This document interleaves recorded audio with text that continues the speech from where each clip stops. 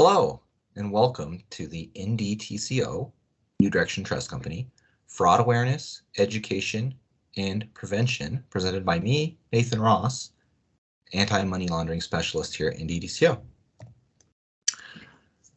Of course, NDTCO is a non-fiduciary. As our safe harbor statement, that means New Direction does not provide investment advice or endorse any products. We are not the agent for any investment provider nor investment. All information and materials are for educational purposes only. All parties are encouraged to consult with their attorneys, accountants, and financial advisors before entering into any type of investment. And we'll jump in. Thank you for joining today's webinar. I'm Nathan Ross. I am the AML or Anti-Money Laundering Specialist here at NDTCO. I am brand new to the organization with just about 4 months under my belt. An AML specialist essentially means I'm on the financial crimes prevention team. My duties include helping safeguard client accounts through the monitoring, detection, and prevention of illegal financial activities. Who are we as NDTCO? We are a trust company that's earned its name. Established in 2003, New Direction Trust Company was founded to allow investors to diversify their retirement assets outside the stock market and into the alternative assets that they understand and are passionate about. A brief overview of the content that we'll be covering today. We will start with the golden rule of fraud, recognizing fraud, reacting to it. We'll discuss the vulnerability of retirees. We'll outline the common scams prevalent today, avoiding the pitfalls of those scams and fraud, the safe landing discussion, company initiatives here at NDTCO pertaining to fraud and fraud prevention, and then we'll share some reporting and resources, and then we'll of course wrap up. Without further ado, we will begin, and we will begin with the golden rule of fraud. Yes, like the golden rule of life, there is also a golden rule of fraud prevention. And essentially what that means is, if it's too good to be true, then it probably is. There is an inverse to that, and it's also, if it's too crazy to be real, it probably is too. Recognizing fraud. Fraud typically comes in the form of a great opportunity, despite it being quick, high pressure, and emotionally manipulating. Conversely, fraud also comes in the form of a catastrophe. Either way, its process is quick, high pressure, and emotionally manipulating. That brings us into reacting to fraud. Knowing how to act in any situation matters greatly. The following slides will cover fraud mitigation techniques based on the golden rule principle. First, it's important to pause and reflect. Keep in mind that no matter what the situation is, nothing needs to happen right now. Second, when excited or under pressure, it's important to step back and think. And then lastly, refrain from impulsive decisions. Wait and assess before committing to anything. Generally speaking, if we deploy these 3 methods, it's very, very high chance that we're going to avoid some of the pitfalls of fraud, which we'll go into further depth later on. But first, it's important to phone a friend. Fraudsters will tend to isolate and discourage you from seeking advice while in the situation. They'll try to keep you on the phone and persuade you not to involve anyone else into the conversation. Nonetheless, it's important to consult a trusted ally for an objective perspective. Oftentimes, that person will not be emotionally involved in the situation and will be able to assess with much more clarity. Continuing on a reacting to fraud phase, demanding evidence. When offered something tempting, seek concrete evidence to substantiate the claims. Oftentimes, if there's nothing evident, there's nothing that can be explained to corroborate what's being proposed, it's a big red flag. And of course, exercise caution if the opportunity lacks verifiable legitimacy and proof. Okay. And although it seems like a platitude, this couldn't be more true. Just trust your gut. A lot of times you trust your instincts when something feels off. It's either too good to be true or too crazy to be real. Your intuition is valuable. All right, let's talk about the vulnerability of retirees and why our retirees are vulnerable to fraud. Generally speaking, humans have a natural trusting nature and a desire to help others. However, this benevolence can attract a few bad actors seeking to exploit it. Moreover, with the rapid evolution of technology, keeping up with the changes can be challenging.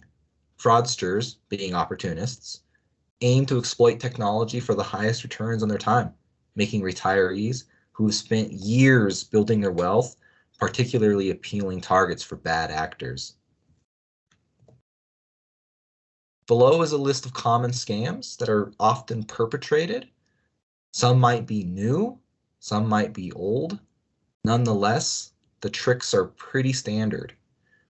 We're going to go over phone scams, which includes the IRS scam, the grandparent scam, and the lottery scam.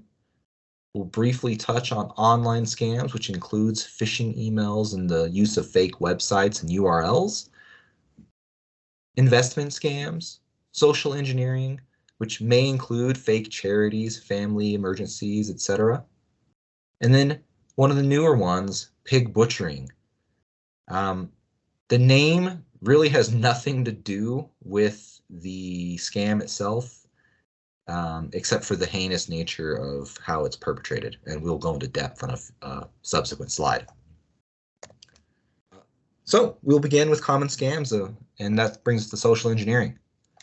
Social engineering is a manipulative technique used by cyber criminals to gain trust and deceive individuals or organizations into revealing sensitive information.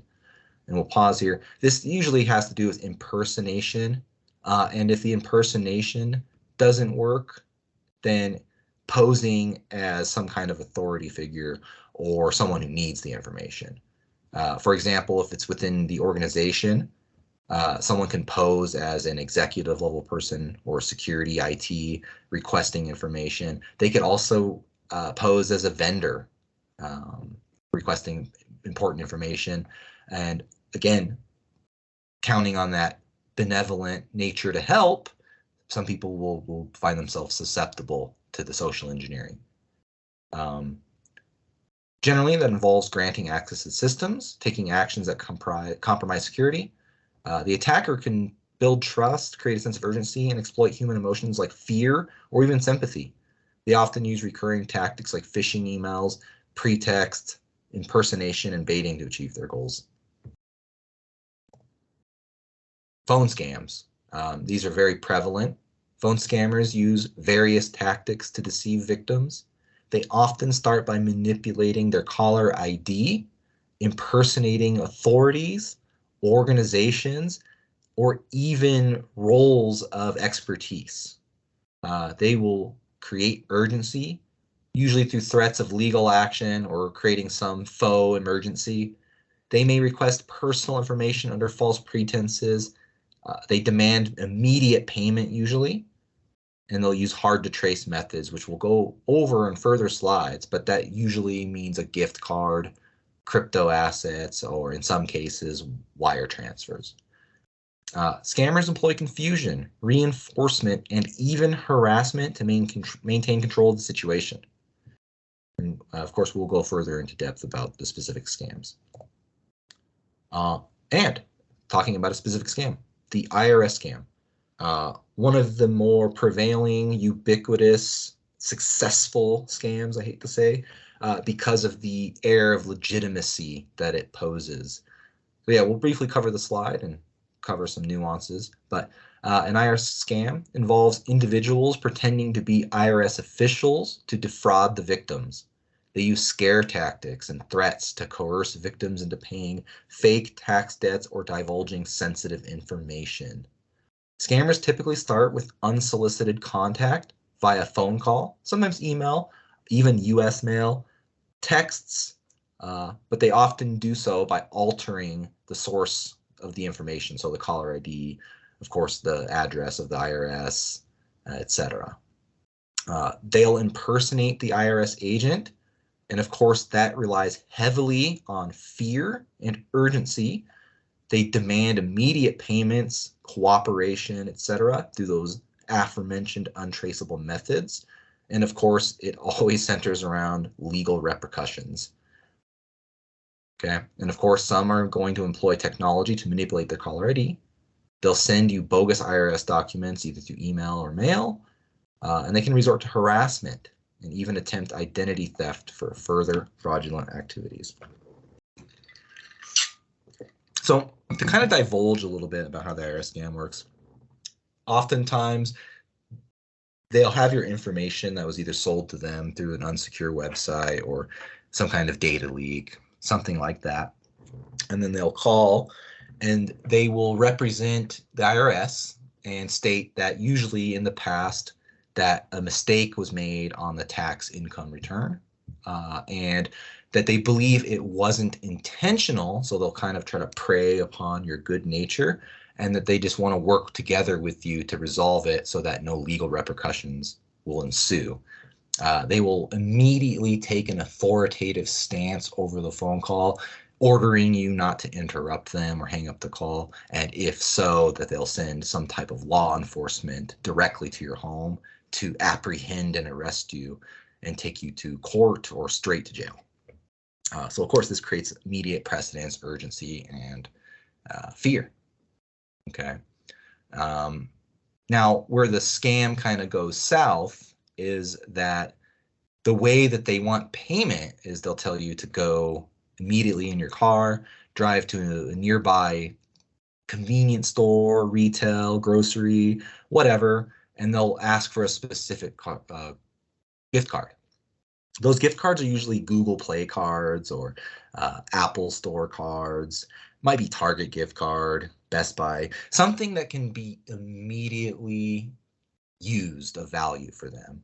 And what happens is that the unsuspecting victim will acquire this thinking that it'll resolve their tax debt and that they'll be okay. And once they read the gift card number off to the scammer will just disappear. Okay. And you're probably wondering, how the heck did they get any real money out of this? Because a lot of times these scammers are not even local, they're international, where these stores don't exist. The Google Play and the Apple are obvious, but the thing with the Target cards and things is they can buy things online and ship them, sell them for cash.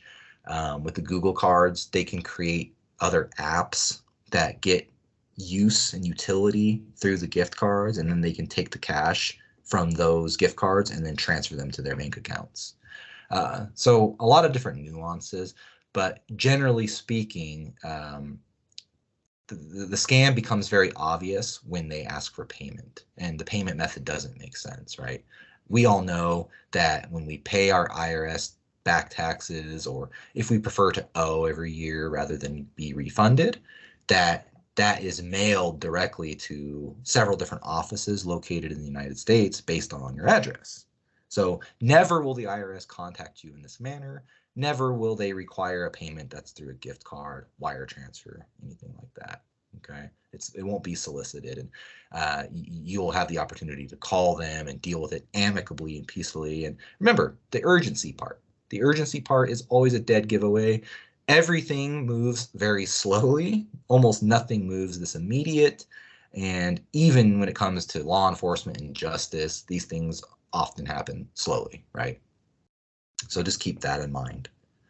I spent time on this one because this one is just, again, it's prevalent. It's affected a lot of people, and it's seasonal, of course, too. So it's during a stressful time whereby you just came off holidays, and people are less critically thinking during this time.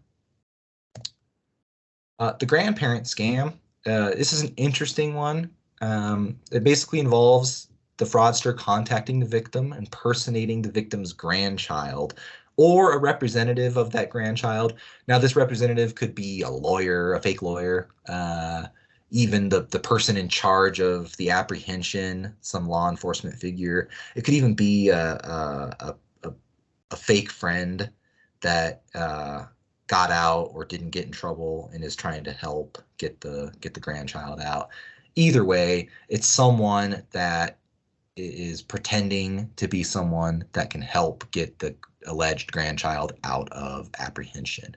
How they do this is they just use basic, thin information that's derived from online. So either their LinkedIn, their social media, personal accounts like Facebook, Instagram, those areas, and sometimes just public Google searches. What they'll do is they'll pressure the grandparents, of course, to stay on the phone, not contact anyone else. And they'll make this a lot easier by calling you at an inopportune time. One, this adds a layer of legitimacy to the potential claim that, one, they're international. They could be, for instance, the situation could be your grandchild went to Canada and they got into some trouble and they're being apprehended, and the time zone's a little bit different, right? And now they're in jail. And so they'll call you at midnight, knowing that most likely your other relatives or that your actual grandchild is asleep and you have no way of contacting them, even if you wanted to. But largely, they want to just keep you on the phone and prevent you from contacting anyone else. And then, of course, the ploy is to get you to pay bail money to get them out of jail. Okay. And of course, the threats can exacerbate from there if you don't comply. They'll actually threaten violence and say that the kid will be harmed. And then, of course, if you figure out that this isn't the case, they'll use other threats and say, oh, well, we have your information and we'll hurt your family and do these kind of things. Just know that they're just bluffing. They don't actually have any means to do this.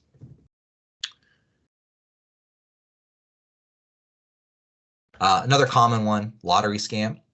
In the lottery scam, fraudsters deceive victims by falsely claiming they've won a lottery or sweepstakes. And I will pause right here. This one's a real easy one to detect, just for the simple fact that there's no such thing as a lottery or even a sweepstakes. I know we some of us have grown up watching TV where I think it was Ed McMahon or someone of that kind of character will show up at your door and have a big check and you've won millions of dollars and it could happen to you. That's on TV, and even if it is real, the likelihood is so low and minuscule that we can often just say, hey, this isn't real.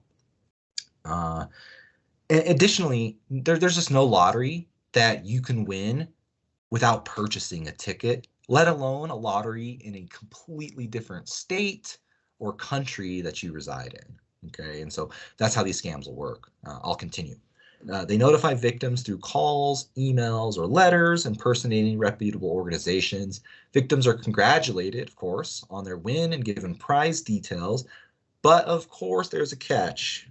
In order to claim your winnings, you must pay the upfront fees or the lump sum tax to offset. It's usually substantial. And of course, if the winnings are proposed to be in the hundreds of thousands or millions, the victim is often willing to offset this fee in favor of receiving the large lump sum. Like usual, scammers use urgency, pressure tactics, and untraceable payment methods like wire transfers or gift cards.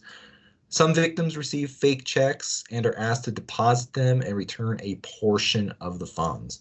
Again, another thing to pause in. This aspect of the scam has transferred to other things like the Facebook marketplace, or if we go to a more retro thing like Craigslist, if any of you are familiar with that, where you're selling an item, or for those of you renters out there, you property owners,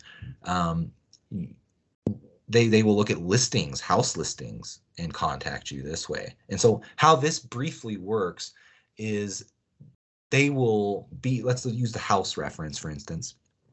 They want to be a tenant and they will claim that they're interested in the home, but they're out of state and they need to move all of their possessions over there and it's going to take them some time. What they'll do is get your address and they'll mail you what looks to be a certified check. And these look excellent. They're duplicated, basically, either washed or printed online, and they bear the micro printing on the bottom with all the coding. And so anyways, the way this will work is they'll mail you this check, and let's say the rent, for easy math, for your domicile is $1,000 a month. and you want a first month and last month's rent as a deposit, etc. And so let's say we've got $3,000 worth of dues owed.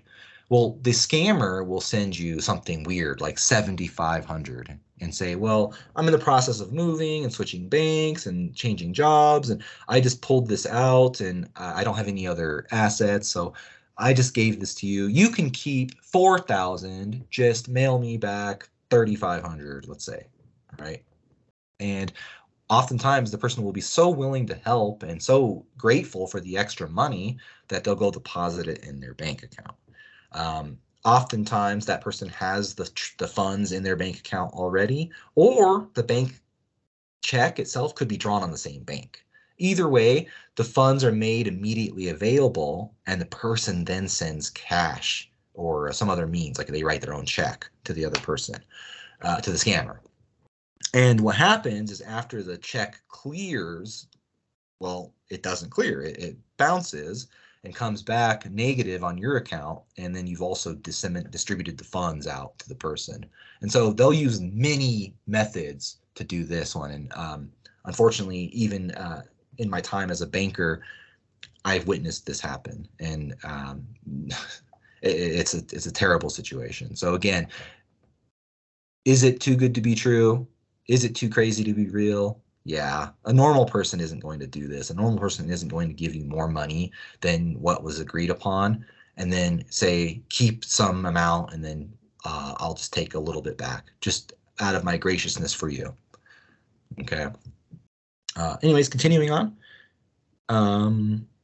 Some victims receive fake checks and are asked to deposit a portion of funds. Ultimately, victims discover there was no prize, losing the money paid to scammers. Okay, so if it isn't the check and you are trying to procure your Powerball winnings or your fake lottery winnings, it will require the upfront fees. And of course, once those are paid, you'll never hear from the scammer again. All right, pivoting into internet scams. Internet scams encompass a range of deceptive practices online with the aim of defrauding individuals or organizations. These scams exploit the internet's anonymity and reach. Common types include phishing for sensitive information, advanced fee fraud, online shopping fraud, romance scams, tech support fraud, and more. And I said a couple buzzwords here. Luckily, we have a few slides that are covering these things specifically. One of the ones that aren't covered is shopping fraud. You may be wondering about that, and this in a nutshell is a personal shopper or a secret shopper or mystery shopper. There's different titles for it, whereby they usually get your information if you're applying for a job, and they'll offer you employment for being a mystery shopper. You'll get hourly wage, or you'll even get a per visit kind of wage. And then they'll tell you, go in the store, of course, review the customer service, review the availability of products. It'll look legitimate. And sometimes they'll tell you buy a product. And oftentimes it's like something expensive, Beats headphones, iPhone, smartphone, tablet, something that's expensive. It's usually not like a TV or anything big. It's something that could usually be mailed pretty easily. And what will happen is the scammers will say, yeah, buy this thing and then just send it back to us and as proof that you purchased it with the receipt, and we will reimburse you. Plus we'll pay you the $100 or $200 or however much to conduct the research. And of course, once that's done, you never hear from the scammer again. So generally, scammers impersonate trustworthy entities. They offer fake prizes, jobs even, investments. The jobs thing is funny. This is new, and I don't think it's being reported very much. But now in LinkedIn, for instance, there's people creating fake job postings to get your resume, and then they'll usually steal your resume. And then, of course, too, your resume has a lot of your personally identifiable information on it, name, address, those kind of stuff, phone number. And then, of course, too, if you're applying for a certain job or you have your background on there, they can guess your likely income or your previous income. And so this is valuable information to scammers and fraudsters. So this is something new that needs more research, but just to kind of shed some light on it. The fraud is indicative of every organization and in every instance, unfortunately.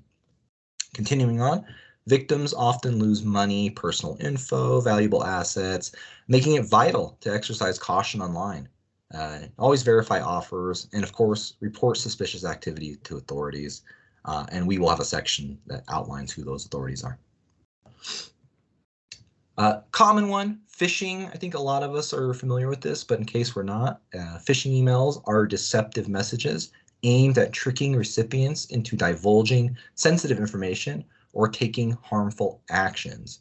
These scams typically involve cybercriminals sending mass emails that appear legitimate, often mimicking well-known organizations. They use attention-grabbing subject lines and urgency tactics and may include deceptive links or attachments, leading to fake websites or malware downloads.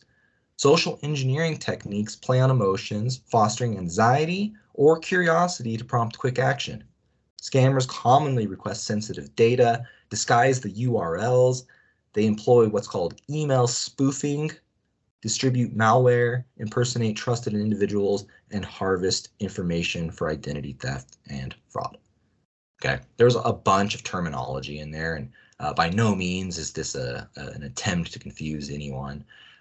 Without focusing too much on all the terminology, in a nutshell, phishing is just sending out mass correspondence. It's fake, okay? And the attempt is to get responses either by clicking on links to let's say it's Target, and it's hey, get $1,000 Target gift card, and then you click on the link. It's not even Target, and then at that point, that link has cookies and potentially software or maliciousware that can infiltrate your computer, and then that will scrub your personal information from your computer and disseminate that to whomever the scammers are. More malicious types of ware can give them access. It's usually rare, but it can happen. But the most common thing is a bank, saying you were overdrafted or you were part of a fraud and you need to click this link, and the link will take you to a login page that looks just like your bank. And what happens is you'll log in with your username and your password, and all that really did was key log that information into a document for them to use at a later date and access. Okay, so it's really important that we be vigilant about this specifically, because it's actually very easy to fall into, but it's also very easy to avoid. And the general avoidance to it is just don't click on this stuff when you get unsolicited offers. Okay, if there's any and here's the thing, sometimes banks will contact you if you selected your email preferences to be alerted of overdraft or something like that, but the emails won't include links. It'll say contact your local branch, or contact the published 1-800 number. So the advice here is to just never route through the link provided in the correspondence, even if it's legitimate, because that's going to build a habit of avoidance. It's better just to go start a new web page separately and visit the website if you prefer to do things online, or if you've already stored the phone number in your contacts, call that number and directly speak to a financial representative. Or even, if you have the time or you just like going to the bank, you can physically go too, and they can help you out too, if it's legitimate, of course. And of course, when this stuff happens, you're encouraged to report it. But again, generally, in summary, with phishing, I'd say it's the most ubiquitous form of scamming, in that it's just easy. It takes little effort. It's easy to just copy and paste a bunch of these and just disseminate it and just see what comes back. That's why they call it phishing. There's very few bites, but the ones that they do get are valuable. So again, try to get into a pattern or habit of avoidance.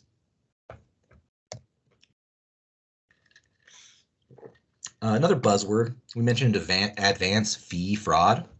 And so essentially, it's a deceptive scam in which fraudsters promise victims substantial rewards in exchange for an upfront payment.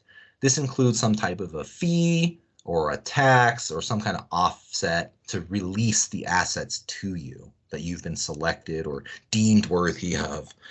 The scammers essentially lure the victims with enticing opportunities, kind of like the aforementioned lottery winnings. One of the more shadow dark horse ones is money flipping. Kind of touch base on that.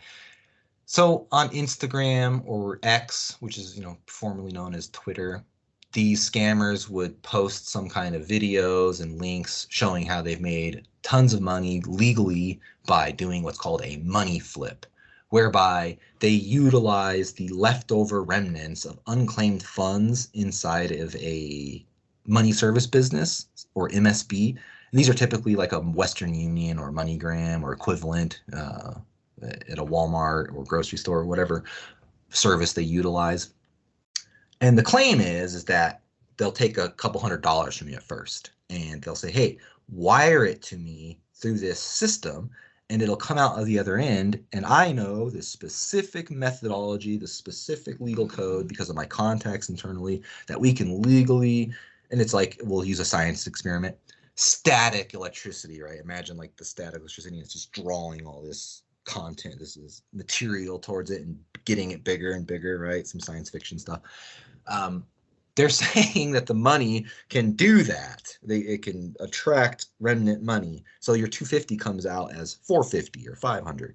And what they'll do in this scam is they'll actually run it through once, and voila, you'll get the extra money. And so the risk here for them is that they do sacrifice some money, hoping that you'll want to do it again. And so oftentimes the person will offer, what if I do $5,000? Oh yeah, we can get you 25,000 if you do that. And of course they will send the $5,000 the same way through the wire, but this time it's the amount that they wanted all along, and you'll never get it back. Again, very bizarre setup, but you will be surprised. It's an enticing offer, and some people will bite. Continuing on, this involves implausible scenarios, kind of like the one I just mentioned, but other crazy ones are they'll contact you pretending to be a well-known celebrity, and that somehow they were stranded abroad. And of course, by contacting you, you're the only one that can help. Another one is they're a member of royalty in some obscure nation that's hard to verify, and they're either excommunicated from the family, or there's some kind of hostile government takeover or tyrannical revolution, something of that nature, some crazy story, and they want no part of it, or they're fleeing for their safety, and with them they're taking their full royal inheritance, and it's often in the large sums of multi-$100 million, and that only you can help them either get it, or that because of the taxes or some other thing that is affecting them from claiming it themselves, that they would rather give it to you, and that they somehow contacted you. Either it's through some religious thing, like God told them that you're a good person, or they somehow knew you're a good person by fate, some random thing, and that again, they selected you and this was fate, and only you can help them. And by sending them the offsetting money, that you can get the package, the money, right? Very bizarre, very weird, but again, very enticing, so easy to fall into. This is probably the most horrible type of scam, and this is kind of a long play. So a lot of the scams we touched on, they occur much more quickly. This one relies on a lot of time and investment and building trust. So romance scams involve fraudsters creating fake romantic relationships, typically derived online, to exploit you emotionally and financially eventually. Scammers will use the fake profiles, establish trust through personal sharing. They'll manipulate your emotions with flattery and quick declarations of love. They can fabricate crises, urgently requesting money for various reasons. Scammers use untraceable payment methods and continue demanding more money. Victims often realize the deception when the inconsistencies start to add up.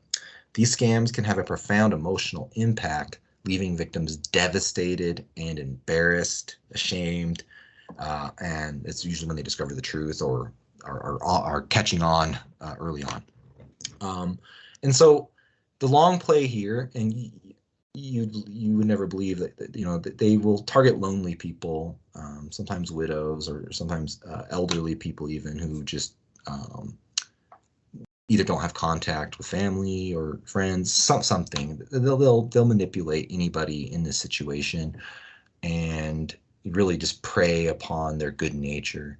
And so this relationship builds upon weeks, months, and some of the red flags is you'll never meet this person in real life. You'll never see videos of them, but they'll send pictures, and you'll even have phone calls with them, and they'll get intimate and close. And of course, this person will model all of your likes and interests to kind of build rapport. And then what will eventually happen is some kind of a crisis. They'll build your sympathy up by saying they're either a single parent or they had some financial snafu. And they won't even ask for help. What they're hoping is that because of the nature of your relationship and the commitments you've made about the future, that you'll just offer up the help. And so, of course, they'll go through the whole act of, no, I couldn't dream of asking you for help. I'll get through it. I'll do something. And then you'll insist, and of course, they'll oblige. And then what will happen is it'll start usually smaller, and then more stuff will happen, more situations, and then they'll make more promises saying, I'll marry you in the future and we're going to have a great life together. We just got to get through this rough period. So really playing on emotions, very, very evil, very just deceptive and scummy. And then, of course, what eventually happens is the person that's the victim will incur significant debts. And once they realize the scammer never pays them back, and or they've cleaned themselves out, the scammer will disappear. And what's even worse is sometimes the victim will never know this was what happened, that they got scammed. They'll just think that the stress and the tension of whatever the scammer was fake going through caused the breakup. And sometimes they'll even come back into your life later and try the same thing. It's just terrible. So again, it starts unsolicited usually, and it's again too good to be true. This person just is so into you, they love you, and they're better, for almost no reciprocation up front, and they again they prey on your emotions. So it's just important to be aware of and assess. And oftentimes too, people keep the secret because of the embarrassment part. Don't keep it a secret. If things like these happen, they can be kind of, it's a bashful thing, right? It's important to share it with people. And again, if it's something you're just not sure of, we cover this in a safe landing slide, but reach out. If it seems weird or you need to bounce it off someone, we're here. And then this is a more recent one. It's called pig butchering, and it's actually aptly named by the scammers themselves. And the way it is because it's they're fattening the hog, essentially, feeding it, and then hoping to get huge payout. And you'll notice that the image shows the cryptocurrency symbols, largely the Ethereum and the Bitcoin. So we'll read, and then I'll kind of go into the nuances here. Pig butchering investment schemes typically start with a stranger contacting you via text, social media, or a messaging app, usually WhatsApp. They build rapport by using various tactics, such as claiming they found your name in their contacts. They'll share fake but convincing photos, appear interested in forming a genuine friendship or romantic relationship. So similar to the romance scam, right? But in this case, it can include friendship too. And then often it requires them to take on some empathetic or sympathetic character. So single parent, military living abroad. So, again, like a hero of some sort, a widow, someone sympathetic that you would feel pity towards, or even like you owe them something. They first engage in non-investment conversations and try to build rapport by fostering trust through personal sharing and gluing themselves to your similarities. Eventually, they'll shift the conversation toward an investment topic and inquire about your investment crypto accounts. And so this one's important because NDTCO manages retirees or alternative assets. And so it's a long play. And what will happen is the person will purport to be a savvy investor, and that through the long-term conversation, they've built enough trust in you that they can share and divulge this secret, that they never really ever reveal it to anyone because people are always after them for their money, right? Again, building up on that sympathy. But it'll start with the person saying, yeah, I was able to make, thousands in Bitcoin by doing this particular investment, or I know this guy who can do arbitrage or whatever, can make just tons of money in a very short period of time. And of course, you're going to naturally be skeptical, but what will happen is they'll say, they won't ask for anything. They're hoping, and they'll show you pictures and proof that they made millions doing this. And you'll be so enticed that you'll say, oh, well, how do I get into something like that? And the person's like, oh, I would be more than happy to help you for free. And just to prove it to you, let's do it with a little bit of money first. If it works, then we'll scale it up. So they'll take a small nominal amount, and what will happen is they'll fake as if they invested this and duplicated it and made a crazy upswing. So let's say you give them $100, they turn that into 1,000. They'll return you the 1,000. Sometimes they won't. Sometimes they'll show you the fake statement, or the fake brokerage account that's increasing. Either way, they'll take this risk and do that. And again, like the money flipping thing, you'll be so enticed that you'll say, wow, this is great. And then you'll say, what if I do 10,000? And what happens here is they usually lose it. And it's enough of a sting to where it hurts and you don't want to do anything. But then the person also pretends to feel terrible and they want to kill themselves and all this stuff. And then, of course, you get more sympathy. And they're like, I promise I can get it back. I lost money too, but I know this. If we do more, we'll get it back. And then oftentimes they can get the person a second time by having them put even more money. So it's kind of like the normal fallacy that happens in a brokerage account, whereby if I just keep sinking more costs, I'll eventually get out of the deficit. And I've heard, and I've even in one case seen a person get completely wiped out over something like this. So again, the unsolicited contact, and you may have already gotten this. Sometimes your phone will just get an arbitrary message. Hey, babe, had a great night last night. And so it'll kind of compel curiosity. And our good nature is to at least tell this person who had a great time with so-and-so, hey, you've got the wrong number. And that's actually where the trap begins. So if you get those unsolicited messages, just block and delete. It's not even worth being, quote, polite and even entertaining it whatsoever. It's better just to practice avoidance and just ignore it altogether.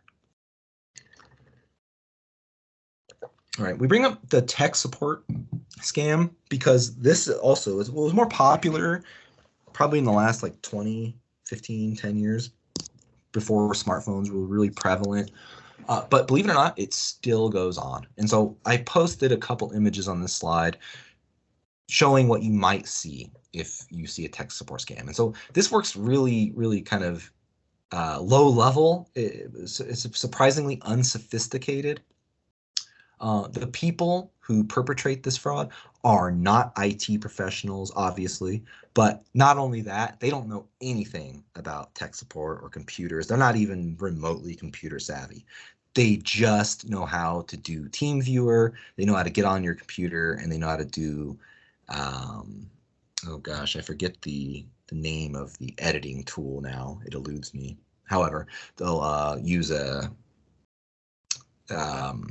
this real rudimentary method of showing you have viruses on your computer that, then they'll somehow get onto your bank account, and then they will edit the text to display finances. So I'll explain it more technically. Let's read through it first. Tech support fraud involves scammers posing as legitimate tech support representatives to deceive individuals about computer issues or malware infections. The typical process includes unsolicited contact from fake tech companies like Microsoft or Apple, inducing panic through scare tactics, requesting remote access to the victim's computer, fabricating problems, demanding payment for service, and potentially installing unwanted or malicious software. Some victims face continuous harassment after the fact and find that their computer issues were fabricated, leading to real harm like unauthorized access and financial loss. So how it works is you'll be on a website, usually an unsecured one, and one of these advertisements will post. And that's all it is. It's actually just an advertisement. They pay for this advertisement, and the scrupulous company likely doesn't vet the efficacy or the integrity of it. And they're hoping you call one of these numbers or you click the link and you start a chat with this fake tech support agent. And what will happen is you'll connect with them on the phone and you'll go through screen share through a team viewer application or something of that nature. And they will run a baseline software that's already embedded in your computer, and it will report that they found multiple instances of Trojans, hackers, blah, blah, blah on your computer. And so they are going to work really hard to fix it. Now, the scam from here branches off in two different ways. One is the minimal impact. It's that they can't do much beyond that, like in terms of access, either because of their low skill or because you're not biting as much as they want. And so they'll take, $200-300 to fake clean your computer, and they'll just do some like decompressing things. They'll delete a couple files, and it'll take them a couple hours, and you'll kind of be off doing whatever, and they'll be like, okay, that was $300, and you paid for, your computer to be cleaned.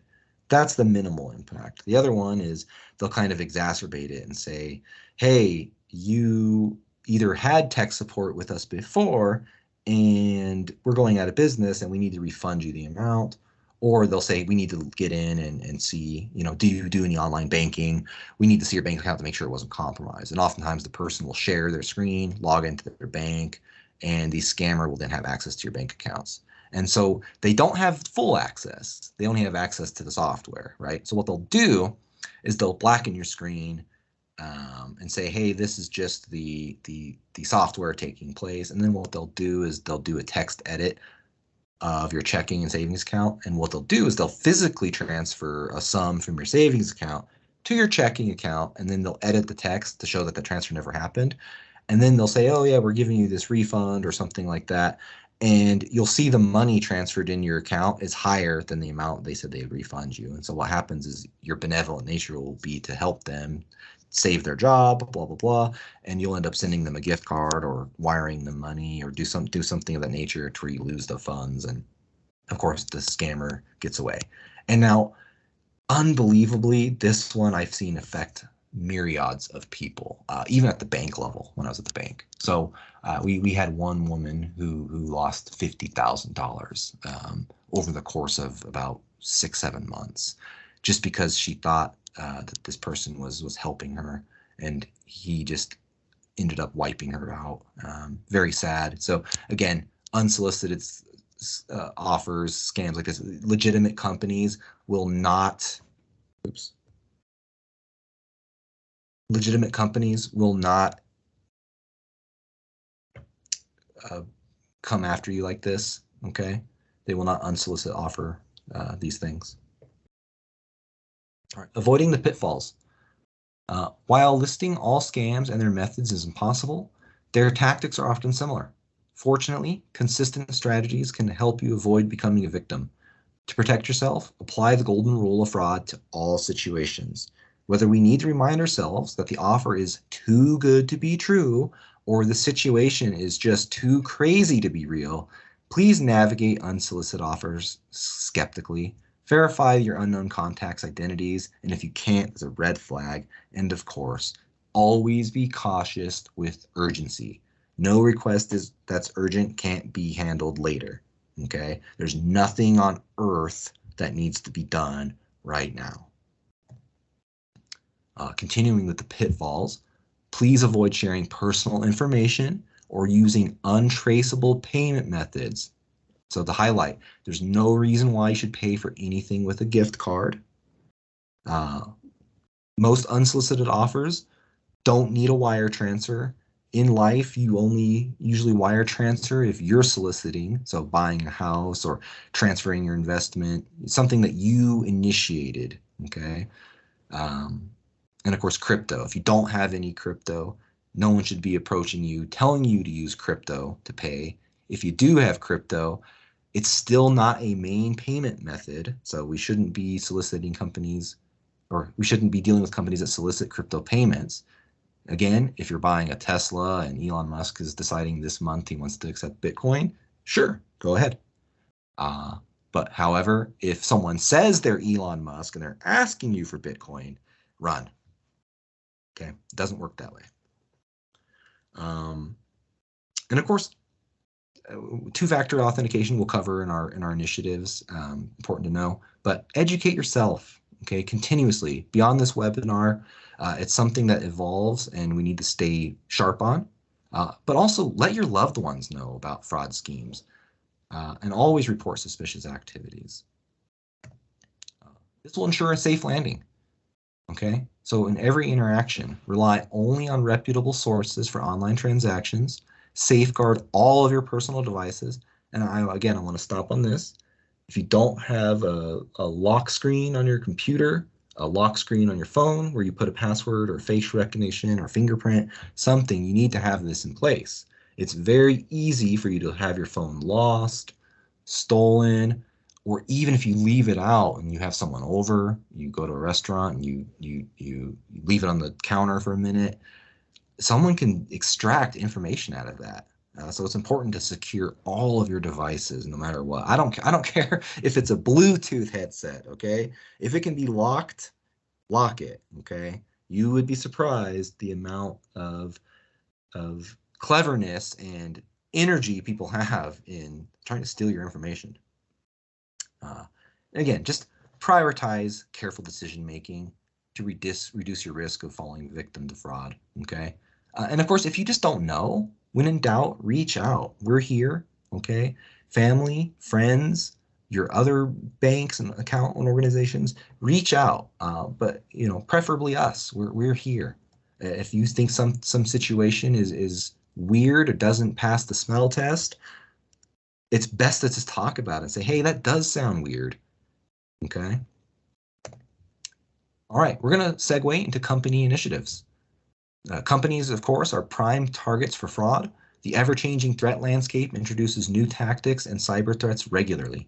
Staying ahead of these evolving threats is essential to safeguarding New Direction and its customers. Our commitment is to protect both our clients and the broader community from fraud. So what are we doing?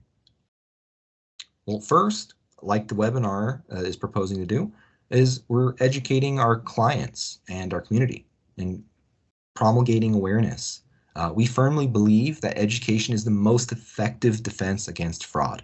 It empowers individuals with knowledge about fraud schemes, tactics, and warning signs, enabling you to protect yourselves. Moreover, these programs help combat victim blaming by emphasizing that anyone can be targeted. Fraudsters use sophisticated tactics, stupid tactics. They use all kinds of tactics, guys.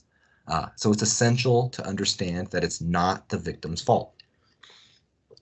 This is important to touch on too, because sometimes the embarrassment, let's call it, will cause the person to just not want to report it or say something, or just in general, they'll take blame, or even the fraudsters or the culture, the society will make the person feel like it's their fault for falling victim to this. I'm here to tell you it's not your fault. I don't care how crazy the scam was, how foolish anyone felt or what it felt like. You are a victim. If someone is using your good nature and lying and deceiving to scam you out of your money that you earned, it's them, not you. Okay. It's very important that we understand that, and that it's important we build that empathy for others too. And the reason I also say this is some of the scams use people's current health conditions, mental conditions, what are, like hardships in life, or their generosity. So it's not an intellect thing. Sometimes it's an emotional thing. It's just, again, it's deception. So again, it's not the victim's fault. Company initiatives continued. Employee education awareness. We prioritize both client education and comprehensive internal training. Our fraud training empowers our employees with the skills to detect and prevent fraud within the organization. Informed employees act as our first line of defense against potential fraudsters, educating them about common fraud schemes, warning signs, and reporting protocols reduces the risks of internal or external fraud while keeping bad actors away from your precious assets and information. Okay. We mentioned this buzzword earlier, the 2FA, or two-factor authentication, and I want to touch on this because a lot of the fraud deterrents will seem like nuisance, okay, or obstacles, intrusive, and trust me, I'm in that same boat. Being the expert on this stuff annoys me too, but I want to call it out because as hindering as it may seem, or as intrusive as it may seem, it's necessary to protect us. And I want to go over 2FA specifically because it's very helpful. So 2FA is a highly effective fraud prevention tool. It adds an extra layer of security, making it considerably more difficult for fraudsters to access accounts or sensitive data without both authentication factors. So that involves something known, like your password, and something possessed, usually a mobile device. So we're talking phone or tablet. In the context of phishing attacks where users might unwittingly reveal passwords, 2FA provides a crucial safeguard. Even if a user succumbs to a phishing scam and discloses their password, the fraudster still requires a second factor to gain access. This dual authentication significantly bolsters security and thwarts unauthorized access attempts, and it's something that we utilize at NDTCO. You may notice other organizations utilizing it more conservatively, more liberally, just depends. But again, think about it. Your password gets compromised, and then that person is able to try to log into your account. Well, without 2FA, they'll just get right in. This at least will send an alert to either your cell phone number or your email saying, hey, here's a passcode. Is this you? And of course, if they don't have access to either of those protocols, they can't get in. And then this will give us an alert, or it might even alert you, and then you can report it, and we can actually do something about it, change your access, change your password, etc. And of course, cybersecurity. Our commitment to website security instills trust and confidence. We implement rigorous internal security policies and employ modern techniques for safeguarding NDTCO.com. This includes regular updates, use of firewalls to filter and block malicious traffic. We also prioritize the security of data transmission by utilizing the HTTPS protocol, which enables us to encrypt the data and prevent unauthorized access, tampering, or interception by malicious entities. So I know I just said a bunch of foreign words and foreign language stuff, and maybe there's some of you that are just really tech savvier than I am even. And again, if you hover to our website, you'll see in the URL, which is where our web link is at the top, that we're HTTPS, okay? And it's just an encryption protocol. It stops tracking and that kind of stuff, and malicious attacks. And then, of course, we're regularly updating, making sure we have the best software and the newest protections to ensure your information is protected. And again, this is something that's been around for a bit, but still fairly new in the NDTCO life cycle. And that's the customer portal. And it might seem a little bit annoying because, we're so used to communicating through like a chat, a text, email even, but we found that those things are easily exploitable. And so to mitigate that, we've really just tried to move everything onto that portal. And that's because you log in with your unique credentials, you access our secure HTTPS site with all those protections in place and two-factor authentication, and then you're connected live with one of our agents that I work with personally in the flesh. So the portal's awesome too because one, it's verified, right? It's NDTCO and it's our clients. The information is stored on there, so it creates transparency, creates a record. It's all secure. And again, it can't be infiltrated with simple email scams or hacking a free chat service, etc. Okay, so you may be noticing if you're a long-term client and you were used to the paper kind of methodology of old, that we're pushing everything onto the portal. It's not because we don't want to talk to you. It's not that we don't want to interact with you, and it's not that we're trying to push anything off. We just want security for you. That doesn't mean that we don't have open phone lines and that we won't take calls. We were super happy to engage and discuss with our customers too.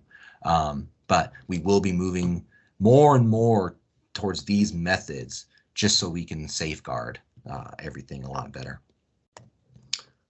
And then this specifically pertains to a newer trend here at NDTCO, and this is bringing me. So you'll notice I've been here just under 4 months. I'm in the anti-money laundering and financial crimes division, which is a fairly new division here at NDTCO. And so NDTCO realized that this is an evolving premise, fraud and financial crime. And so we're investing in bringing in expertise to manage this constantly, okay, especially as we grow and just the fraud tactics evolve. So our dedicated team specializes in detecting and preventing financial fraud. While our efforts may lead to slight process delays or client outreach, it's important to clarify that we're not suspecting our clients of fraudulent activities. Our aim is to protect them from potential victimization. NDTCO has already implemented advanced fraud detection systems, monitoring customer transactions and communications in real time. This, combined with our human expertise and empathy, enables us to proactively combat fraud. All right, and that was a lot of word salad.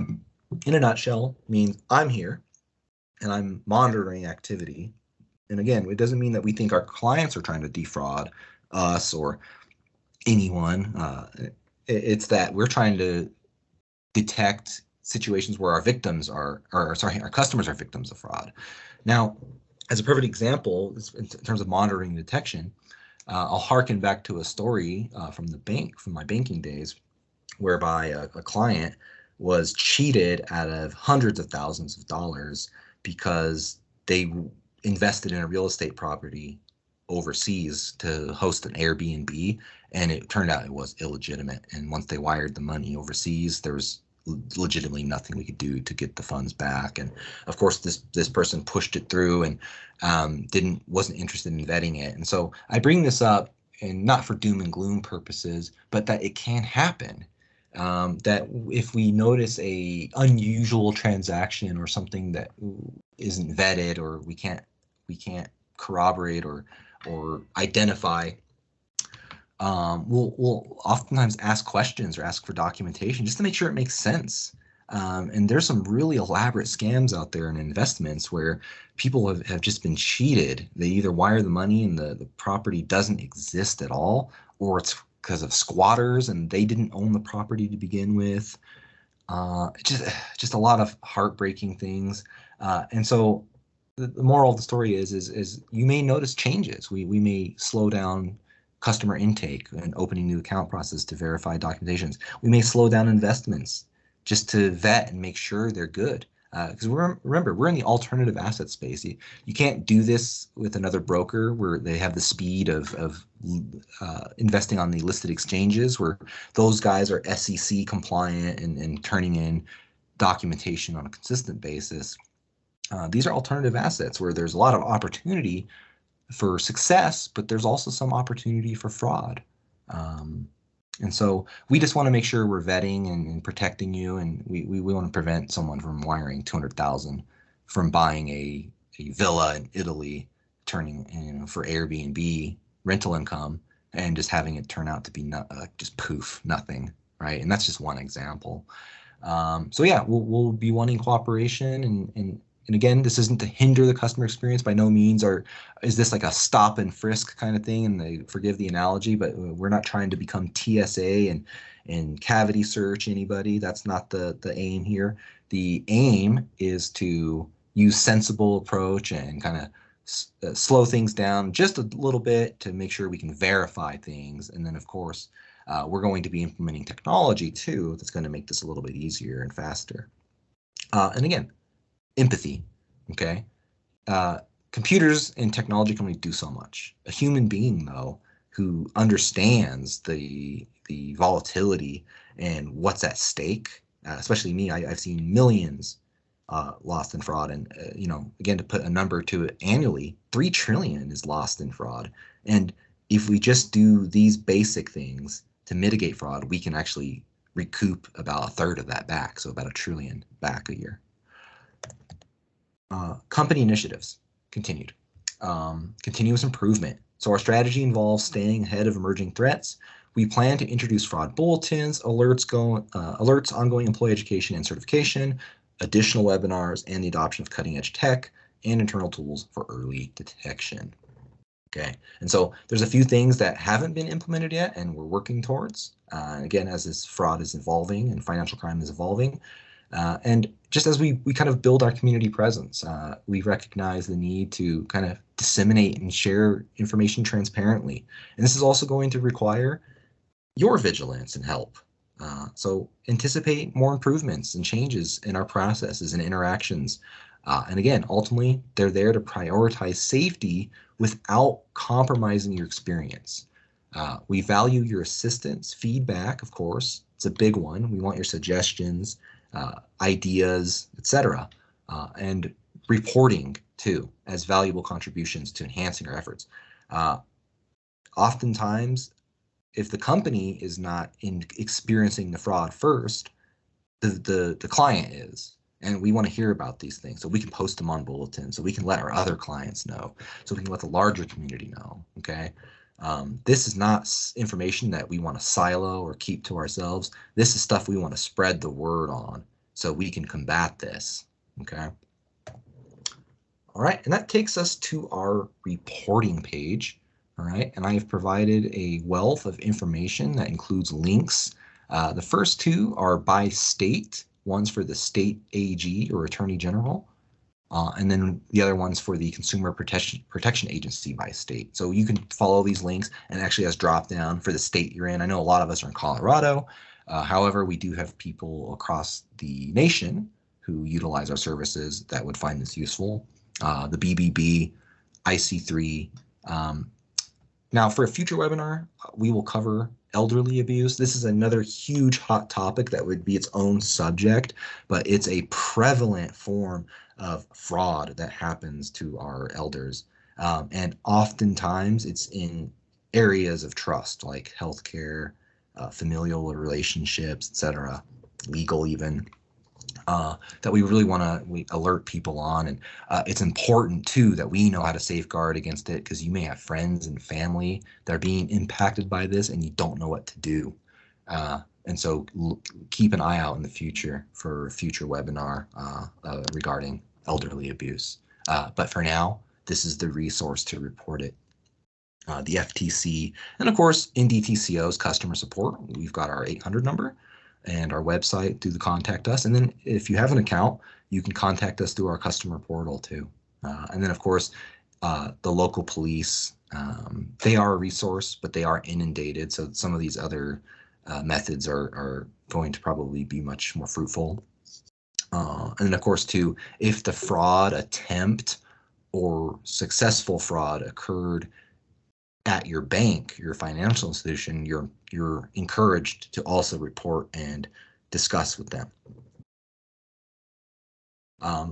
Here's the resources. So, and these are actually links to free resources. And then of course the AARP Fraud Watch Network has some valuable insight too, okay?